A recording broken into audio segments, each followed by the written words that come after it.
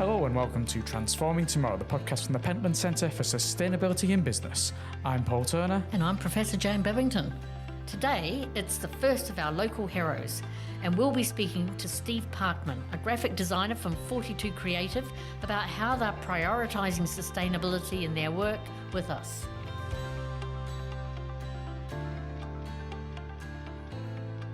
If you ran a business, Jan, do you think you would consider lots of things sustainability-wise in how you operate that business and all the logistics and everything like that? I really hope I would. But of course, there's also a lot of tensions and conflicts and trade-offs that you'd need to make when running a business. So I guess I'd try to figure out the things that could be done sooner or later. It's a timeline, but also, the cost and the trade-off with the benefit that comes from it. I should imagine it's a really tricky sort of set of judgments to have to make. Thankfully for all of us, you don't run a business, you do run a research centre. When it comes to making decisions for the research centre, are you having to consider sustainability issues there as well? Absolutely, because when you've got sustainability in business in your title, if you're doing unsustainable things, people will quite rightly pull you up short and fast. So, for example, when we're on food offerings, we will always be vegetarian and vegan. For transportation, I do go on planes occasionally, but only in very specific circumstances. So there's all sorts of things that you've got to think about. In some ways, we're also massively protected and supported by Lancaster University. If it's low carbon, we can be low carbon too. Yeah, when it comes to transport, I was very disappointed you turned down my proposal for when we went to Malaysia a little while ago not to cycle there. But it was your decision, and there we go. It was what it was. It was what it was. We had to go on the plane. It was very annoying that we didn't get to cycle or take a pedal, but that might, the Suez Canal would have been interesting. We'd have managed it. The reason I talk to you about local businesses is because today we're bringing in someone who is going to be the first of our local heroes, someone who works in a business in the region here around Lancaster and whose business has a very positive attitude towards sustainability. I love the idea of local hero podcasts. Great idea. Yes, we're not necessarily going to be doing them one after the other in a short series here, but we are going to be featuring them, interspersing them through the series over the remainder of Series 2 into Series 3. If Jan hasn't had enough of me, Series 4, 5, 6, 7, 8, 9, 10, you'll have retired at some point in that spell, Jan. But, it's something that we're going to be including in here. So we're going to be starting off today with our first local hero. It's someone I work with quite a lot, actually, in my other job when it comes to producing materials that promote the research engagement work here in Lancaster University Management School. We're joined by Steve Parkman. He is the owner of 42 Creative. We'll find out why it's called 42 at some point as well, I'm sure, because that's something I want to know. And that's a design agency that operates from South Cumbria. He works for the Pentland Centre, and before there was Transforming Tomorrow, the podcast, there was Transforming Tomorrow, the magazine, the brochure, and Steve helped us produce that. Steve is also part of a company that's part of the university's carbon reduction plan suppliers. Steve, welcome to the studio. Hello, thank you for inviting me both. We've given you a bit of a build-up here, Steve. We want to find out a little bit then about yourself. Tell us about yourself, your background. What led you to becoming a graphic designer? Well, I'm a bit disturbed by the word hero initially because I would have worn my cape if I'd known. I'm Steve. I'm from South Wales and I went to a Welsh-speaking school. I kind of knew early on in my time at school that I wanted to be in something creative. But we were talking early 80s here and very early 80s, and it is quite difficult to know what is about. These days we're bombarded with stuff on social media and everything. Everyone knows what everything is. I didn't know anything really. So one day my art teacher was critiquing a piece of my work and said, "Oh, you'd make a good graphic designer." And I thought, "Oh, that sounds interesting. I'll have a look that up." So off I went down to Cardiff Central Library and looked at graphic designer. And during that, I found a guy called Herb Lubalin, who's a New York graphic designer, mainly in the 1960s. And I saw two pieces of work that made me think, I wish I'd done that. And that was it. I thought, I'm going to be a graphic designer. So it was around about the time as well where Neville Brody was designing the Face magazine. I don't know if you came across the Face magazine. Jan? No. I was going to say it's probably more. It sounds like if this was early 80s, I was going to be 3, 4 years old. Oh, well, not I necessarily. was old enough, but I'm not here. Well, he was known for breaking all the rules of typography, and I thought, I want some of that as well. So graphic design was clearly the thing. So once I knew that, I went off and did a foundation course. I then went to Leicester Polytechnic, or De Montfort University as it is now, and studied graphics for 3 years. After leaving university, I went down to London. I had a job as an art director in a recruitment advertising agency, and winning numerous awards, which I'm quite proud of, including the Oscars of the industry, the BRA Awards. I won Ad of the Year, so I was really pleased with that. BRA. BRA, yeah. What does that stand for? British Recruitment Advertising Awards. Obviously. Yes. And then after 8 years in London, worked at a couple of agencies. I moved north up to Cumbria. I met my wife in London, and she was from Kendal, so that seemed a natural progression. Now, you can only do so long in London, I think, and you need to change. So I lived in Kendal, worked as a creative director in Manchester for a year, then moved fully to Kendal and worked at a couple of agencies before setting up 42 Creative. And that's me in a nutshell, really. Why is it called 42 Creative? Because I was thinking maybe it's latitude, and I think, no, it's not latitude. And No. So, yeah. So I'd like to say it was my age, but clearly it's not. it was at one stage, though. It was at one stage, yeah. It would be nice if I... Everyone's been 42 at one stage, or will be at one stage, yeah. I should have called it 42, 43, 44 each year and changed it, but I didn't think of that, so... There'd have been lots of accusations of tax dodging, I think, if you were to change the company name every year. 42 Creative is the ultimate answer to life, the universe, and everything. I did hope that was the case. I'm now very happy. So I take it you're both familiar with Hitchhiker's Guide to the Galaxy. Douglas Adams has a lot to answer for. He doesn't does, Yes, yeah. Yes, yeah. But in a nutshell, the hyper-intelligent beings, the mice, built a supercomputer called Deep Thought to come up with the ultimate answer. And it took 7.5 million years for it to come up with the answer, 42. But nobody really knew what the question was. So they then had to build an even bigger computer, which turned out to be Earth. And it goes on from there. So we like to see ourselves as the ultimate solution. Yeah, no, that's lovely and creative in its own right. Can I give the credit to my wife? Yeah, if you have to, now is the time to do it publicly. I encourage that.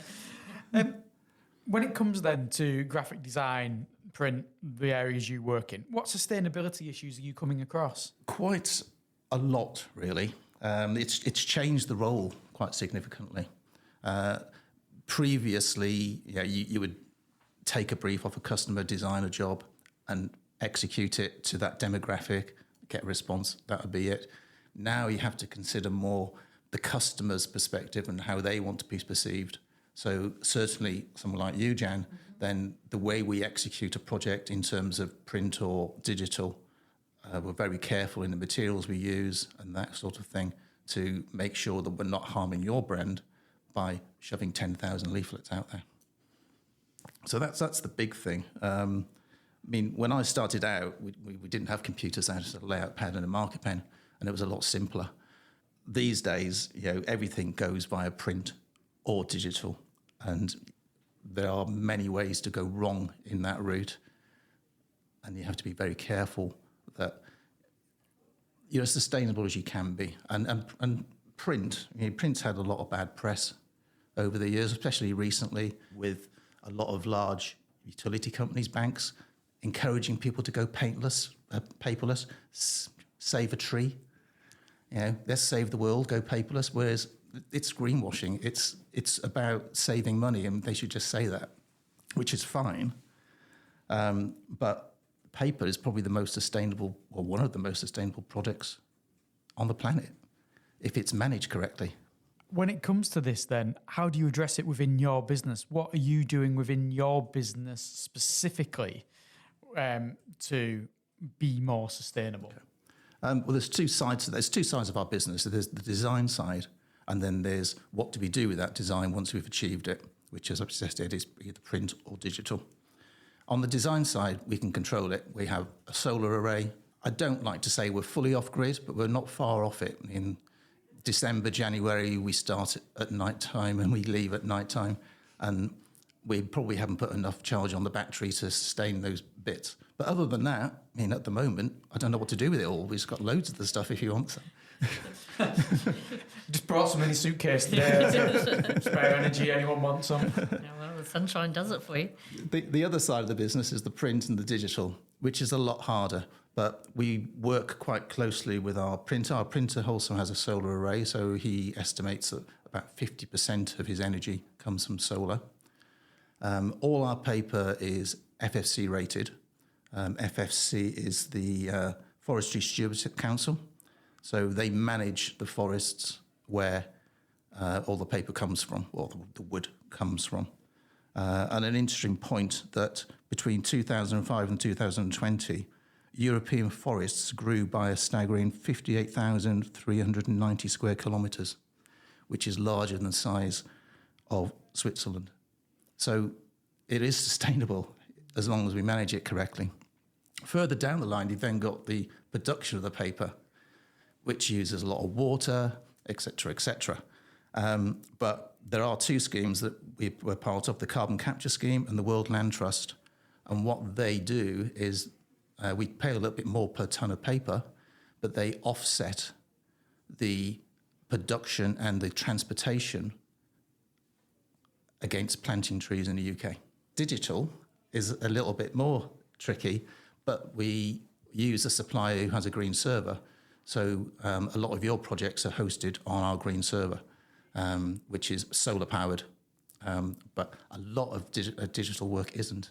And there's a lot of data out there that's just churning away 24/7, waiting for people to access it.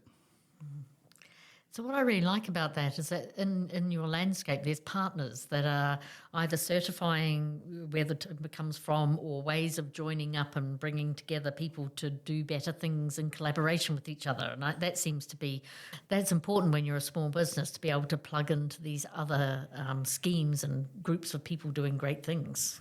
Yeah, it is, definitely. And I think a lot of people want to do it.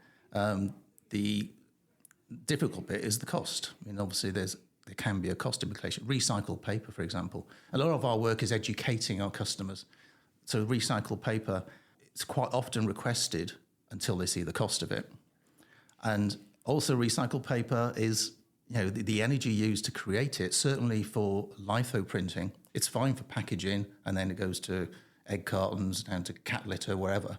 But that first thing, the process is to make it printable. So yeah, it's quite challenging, but also you can only recycle paper 2-point-something times before the fibres become too short, and you have to introduce virgin sustainable paper. So you can't have recycled paper without virgin sustainable paper. The two go hand in hand. And there's no evidence that recycled paper is actually greener than sustainable paper. So there's a lot of education goes on in the process now that we didn't have originally as designers. We just made nice designs. So when it comes to print media and ink, is that on a sustainability trajectory as well? It is definitely, yes. I mean, going back to when I started out, there was no such thing as this. And I hate to think how much spray mount and magic marker fumes I've inhaled over the years. And ink was the same. Ink was quite toxic. But now all reputable printers, in fact, probably all printers, use vegetable-based inks, which are far better for the environment. And in fact, printers go a lot further than that. The plates they make for the presses, they're all recycled. There's very little waste these days in print itself. So why did you want to adopt these practices then, Steve? You said sometimes there's the greater expense there, so that it's obviously been done as a money-saving measure. What was driving you towards this move? We do it in our day-to-day lives anyway. I mean, we're a small business. It's a husband and wife team. We always had a belief in this way of going, so why not do it in your business as well? We can probably make more of a difference in our business, certainly in how we present to our customers and the work that you produce. Therefore, it just makes far more sense. Do you find there's a demand from customers then? Do you find that more customers, the more time goes on, want stuff to be able to be proven as more sustainable? Definitely, yeah. I don't think there's a customer who doesn't at the moment. I think they're obviously fulfilling their own sustainability values and policies. And how hard is it then to be sustainability oriented as a small business? I think the processes are there. The problem is the cost. So quite often a client will come to us and want A, B, and C. We quote A, B, and C, and then they go for option D because they can't afford A, B, and C, and which is fair enough because at the end of the day, and us as a small business as well, but we've got to make money, and our priority has to be our day job, which is designing and running the business. The aside to that is, trying to be sustainable. We can't do that in our office hours. We're not big enough to have somebody who can come in and sort that for us. We have to do it over a coffee in the morning before we start work.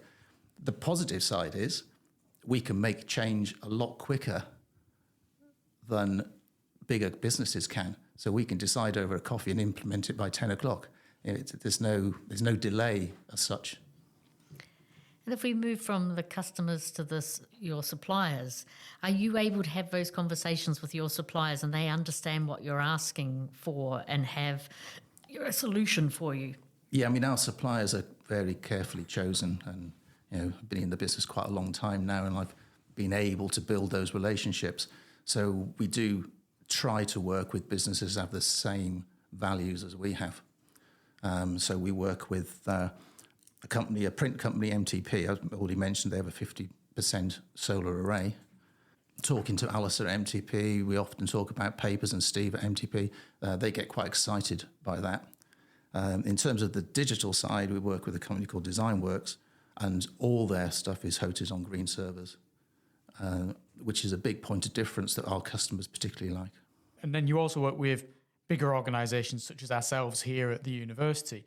And I mentioned at the very start, you're one of the university's carbon reduction plan suppliers. First of all, what does that mean? And then what have you done to achieve that? And did you do that specifically to become a carbon reduction plan supplier? Initially, it means we are endeavouring to be net zero, as is the university, and we want to work along that path with you.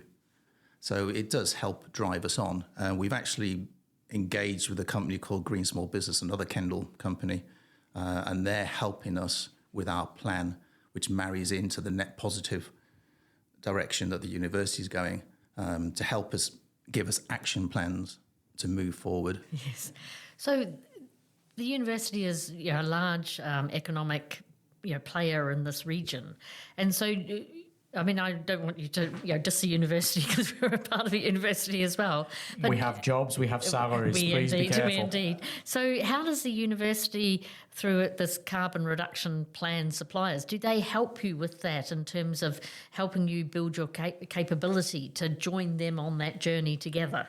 Yeah, it's a two-way thing. It's not, nobody dictates to us or us to them. Obviously, we've got a lot of knowledge in our print and digital side, which hopefully our knowledge can be shared with the university and then passed on.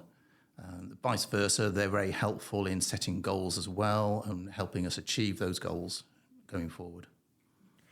So is there a wee hotspot going on up in Kendall with like green businesses are us or sustainability businesses are us in Kendall? Is there quite a bit of action? I haven't really thought about it, but we live in a very rural area. Most of us are out on the fells at the weekends.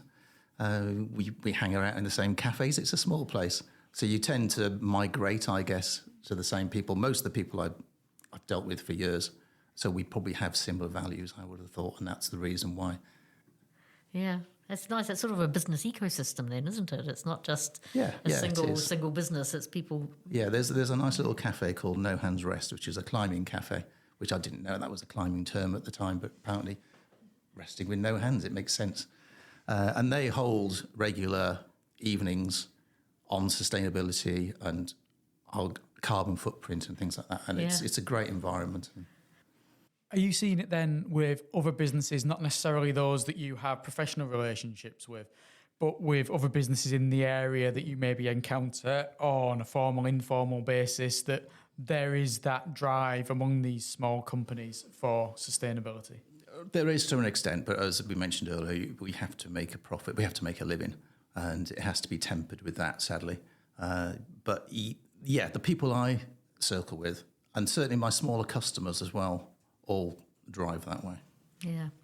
And I suppose what's quite interesting about that is that sort of banding together and feeling in common purpose. At various times in cities I've lived in, there's sort of been like Thursday night, once a month green drinks, which I suppose is quite, excludes people who don't drink, although you can drink anything you like.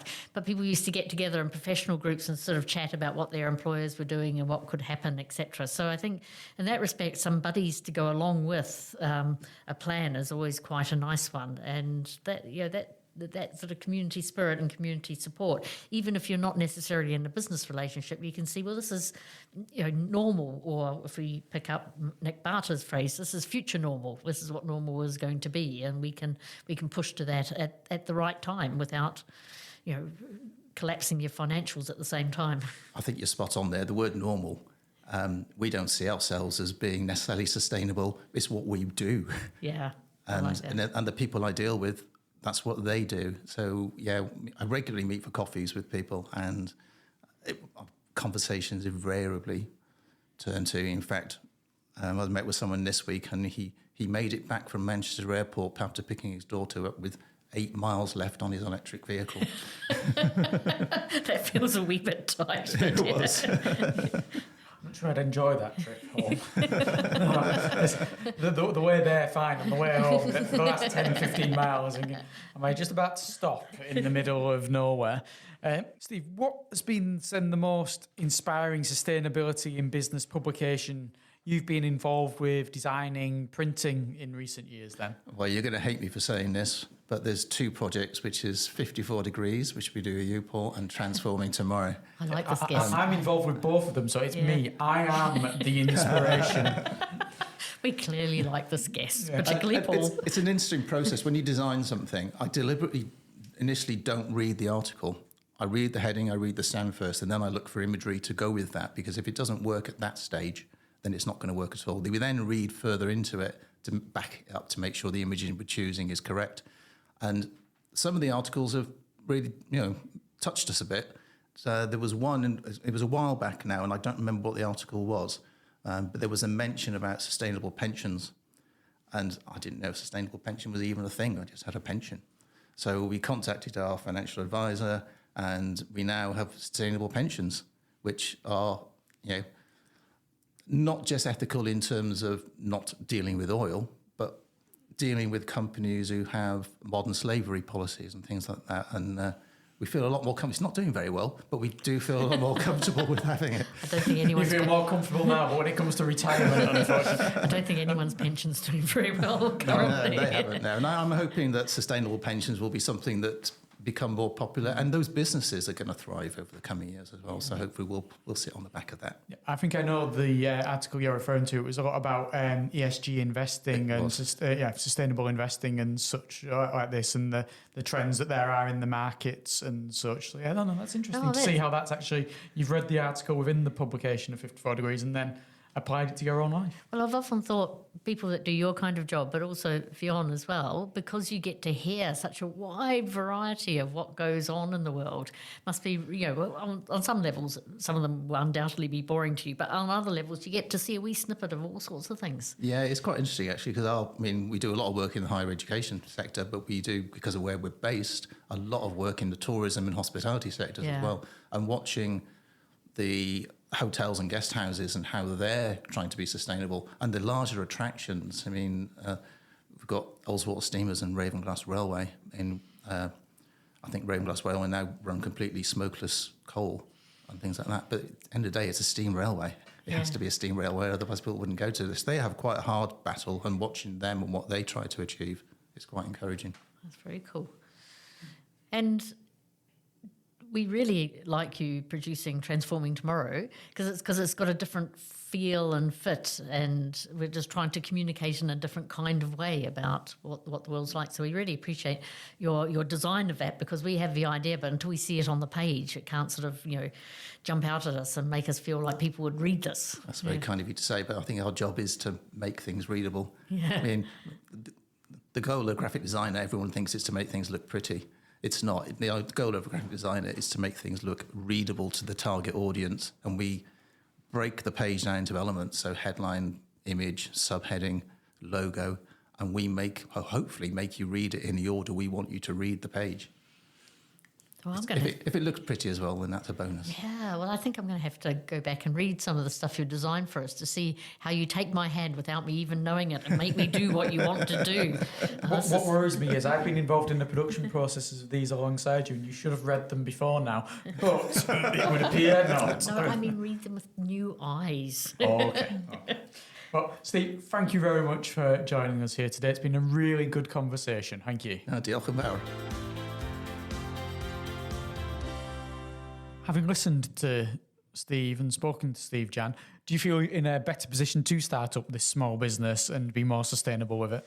I think it's hard work, and it's really interesting that he talked about how they've built up elements over time, but also that they rely on other people in their supplying environment to be able to do that, but also that big job of educating the customer who might have the wrong end of a stick when it comes to things that they think are more sustainable. I think it's good on them, but it's tough work.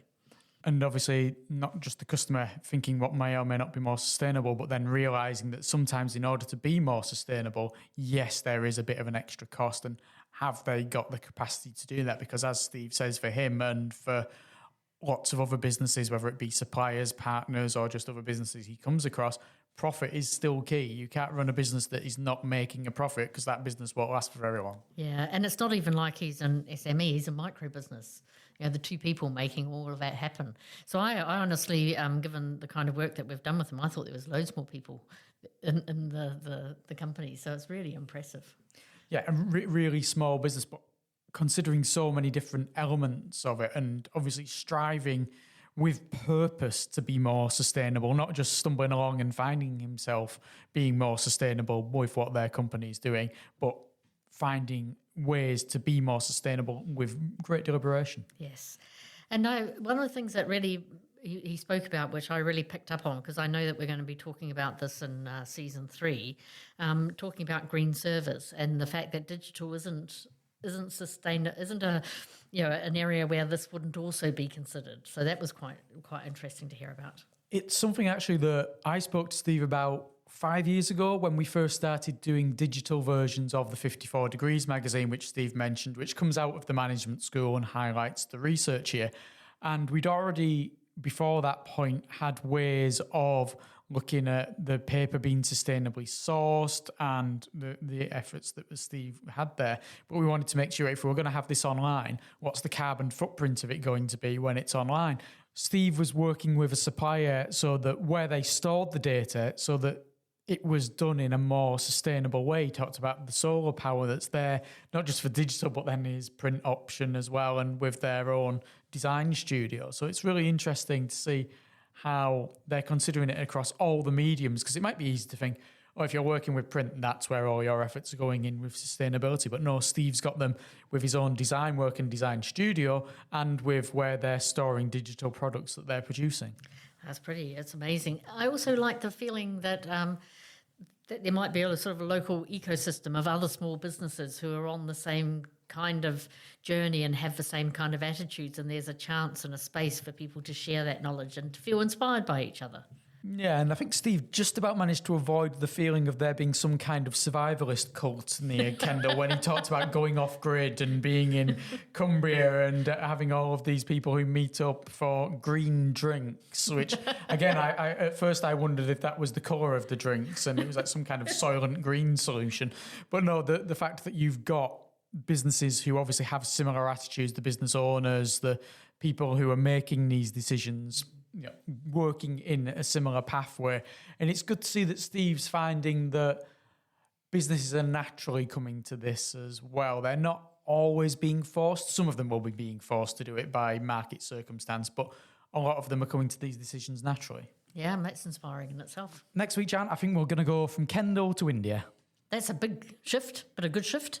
We're not going to be pedalling on a bicycle. We're not going to be walking. We're not going to be swimming. We're going to be using the wonders of digital technology to speak to someone who's out there. We're going to be talking to a guy called Shrivas, who's from the University of Glasgow, and we're going to be talking to him about how he beat us to an award. I'm sure that we like him already, but I'm sure we'll like him more and we'll forgive him for pipping us at the post. Yeah, we'll also talk to him about things like entrepreneurship in India and SDGs and sustainability. But yeah, mainly how he pipped us to an award. That's what you're talking about. Yes, I'll be very angry with him. Until then, thank you very much for listening. I'm Paul Turner. And I'm Professor Jane Babington.